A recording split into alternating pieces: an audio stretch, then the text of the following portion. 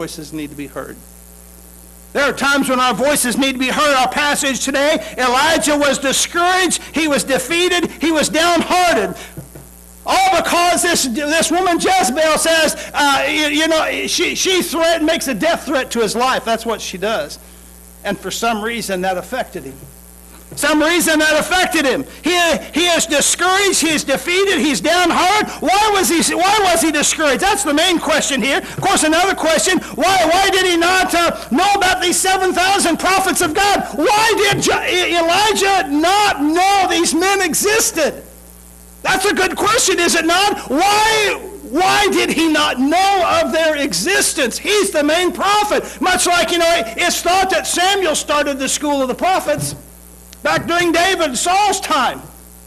So it's not like they hadn't been in existence, just, something newly formed. The school of prophets had been around a long time. Why did Elijah not know about them? Why did he not know? I think part of the answer here is because these prophets were silent. They were silent.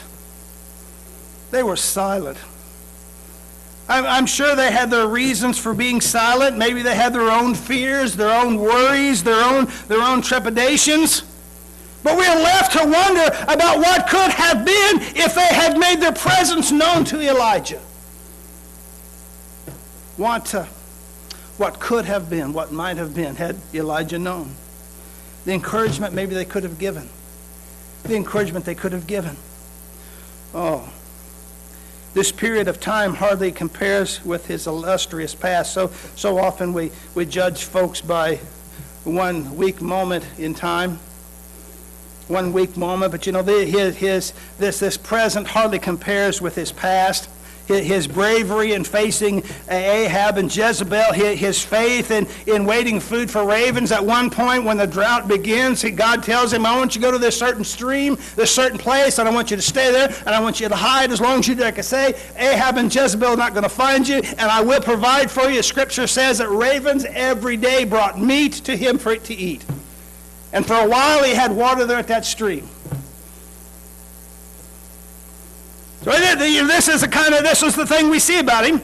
His faith, waiting food from ravens, Oh, I dare say none of us would be able to do that.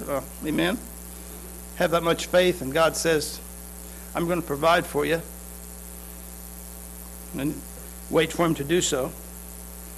His stand against the compromising prophets, as we see there in chapter 18.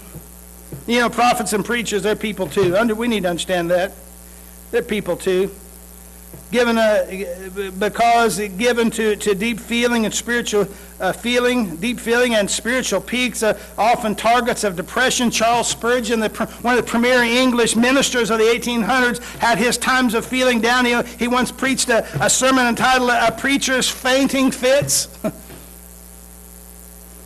Nothing's more worthless, honestly, than discouraged men of God.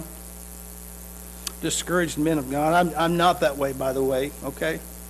I have had my times like that, but I'm not that way now. I'm not saying this because I am, by the way, okay? Just so that's clear in the air. In this we see there's a shameful pattern honestly developed. I'm told that studies show that preachers a bit older have not the same vision as when they were young. Of course, I think part of that is they've experienced life, the ups and downs of it. Of course, the sad thing I should say is that the older we get should enlarge our vision. And I don't think that's should be just for pastors, for ministers, but the older you get in your walk with Christ,